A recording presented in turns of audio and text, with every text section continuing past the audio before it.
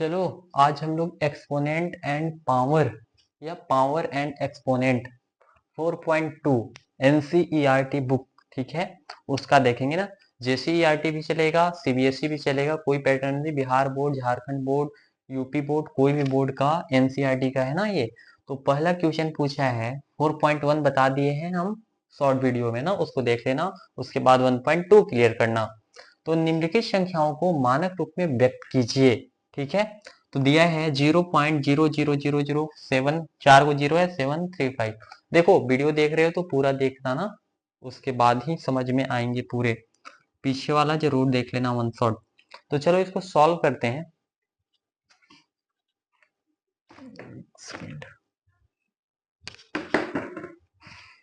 देखो हम हल करेंगे और लिखेंगे मानक रूप। मानक रूप को इंग्लिश में स्टैंडर्ड फॉर्म बोलते हैं। मानक रूप से ना, मानक रूप में क्या दिया हुआ है, एक बार क्वेश्चन को जरा लिखना। 0.0000735। देखो यदि हम यहां से जीरो हटाएंगे, सॉरी पॉइंट, 0.0000735 है। यदि हम यहाँ से पॉइंट हटाते हैं, ठीक है, ये पॉइंट काटेंगे, नीचे कितने अंक है, 1 2 3 4 5 6 7 लिख देंगे। कितने, 7 को जीरो, 1 2 3 4 5 6 7 को, ठीक है। अब बताओ इसको कैसे लिख सकते हो आप। तो ऊपर ये जीरो का आगे का वैल्यू खत्म हो जाता है। कोई संख्या के आगे जीरो लगाओ कोई फायदा नहीं है, एक ही कहलाता है ना। वैसे ही 735 ही कहलाएगा। बटा में क्या जीरो है, 1 2 3 4 5 6 7, तो 10 की घात आप 7 लिख सकते हो। जय को जीरो रहेगा उतना घात लगा देना, ठीक है। पिछला चैप्टर भी हम आपको पढ़ाए हैं। 10 की घात 7 कैसे होता है वो भी बताया हुआ है आपको। अब देखो कैसे लिख सकते हैं, 7 पॉइंट, यहाँ अगर पॉइंट देंगे तो कितने अंक है, 2 अंक है ना, तो दोनों को लिखेंगे 3 5। लेकिन यहाँ पे पॉइंट लगा दिए तो क्या को आ गया, जीरो 2 को आएगा। कोई भी जगह पॉइंट लगाएंगे तो क्या को जीरो आएगा, 2 को जगह आएगा। बटा में क्या चल रहा है, तो 10 का घात 7 चल रहा है। अब बताओ यही घात को अगर ऊपर हम लेके जाएंगे तो माइनस में हो जाता है ना, सब बताया हुआ है। अब तो लास्ट बचा है ये। तो 100 को कैसे लिखते हैं, 10 × 10 100 होता है, माने 10 का घात 2 होता है ना, वैसे ही। तो कैसे लिखेंगे, 10 का घात इसको 2 लिख देंगे, गुने करेंगे 10 का घात -7 हो जाएगा, क्योंकि हम इसको ऊपर लेके जा रहे हैं, ऊपर यहाँ पे लेके जा रहे हैं ना, इसलिए माइनस में चला जाएगा। और प्लस मिलाने के लिए बटा मिलाते हैं। अब देखो क्या होगा, 7.35 है। अब देखो एक सूत्र पढ़े ना, दोनों का अगर आधार बराबर हो तो दोनों एक हो जाते हैं और पावर जुट जाता है। देखो थोड़ा सा 2 प्लस का माइनस का 7 हो जाएगा। अब कैसे लिखोगे, 7.35 गुने 10 का पावर कितना, 7 में से 2 जाएगा, प्लस माइनस माइनस में हो जाएगा, तो माइनस का कितना बचेगा, 5।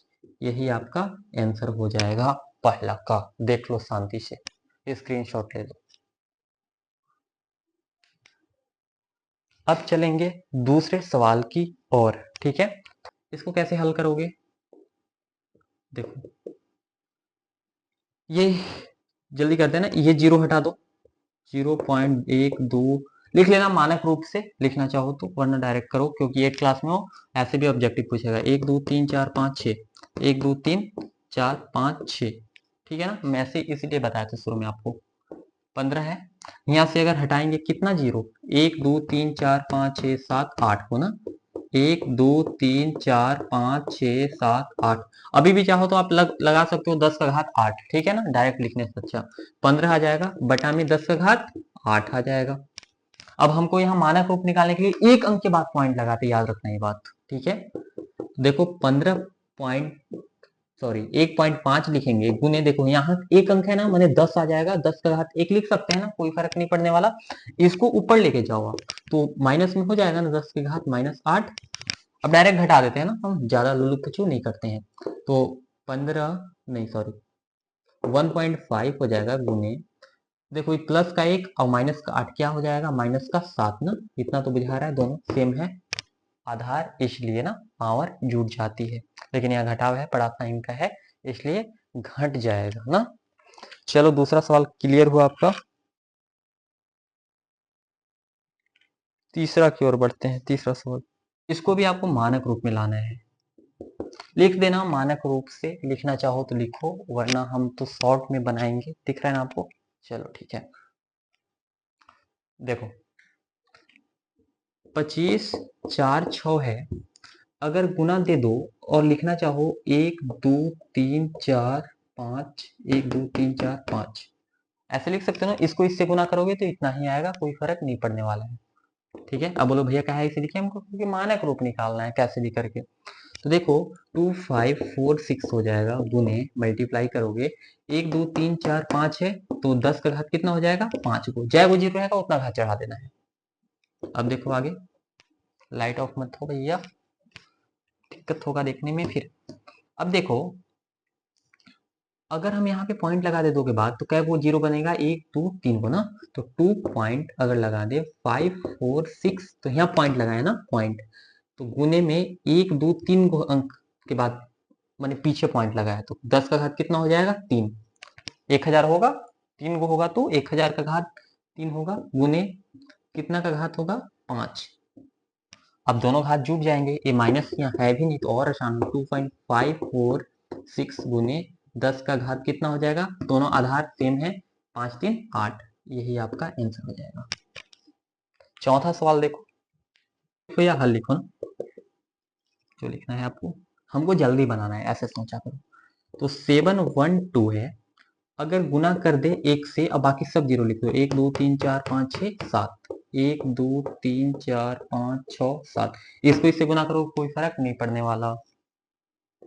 आगे देखिए यहाँ पे पॉइंट लगा दो 7 के बाद, 7 पॉइंट, क्योंकि मानक रूप निकालना है, छोटा रूप पॉइंट के बाद छोटा रूप निकलता है, इसलिए 1 2 इसका वैल्यू नहीं रहेगा, तो इसके लिए हमको जीरो पीछे बढ़ाना पड़ेगा ना, गुने, क्योंकि दो गो है, देखो यहाँ पे थोड़ा सा छोटा कर दे रहे हैं, दो गो हो जाएगा 10, क्योंकि 2 अंक है, इसलिए डायरेक्ट आप घात लिखो। ठीक है, टेंशन मत लो, घात 2 गो होगा ना, क्योंकि 2 अंक है तो घात 2 गो होगा। क्या को जीरो, 1 2 3 4 5 6 7, तो 10 का घात कितना हो जाएगा 7।